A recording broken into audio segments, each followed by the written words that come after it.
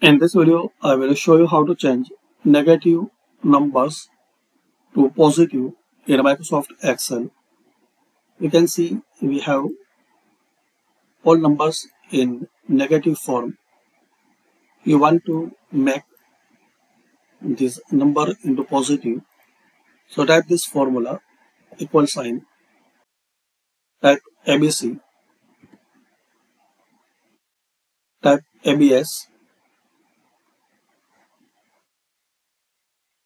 Now select this cell. Now closing bracket, press enter. Now select it and drag and drop.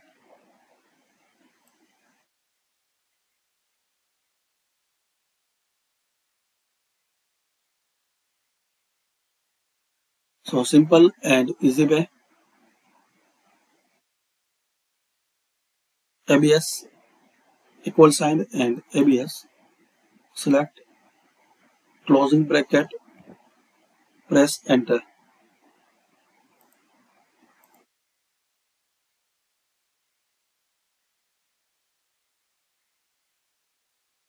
So thanks for watching. Comment this video useful for you or not.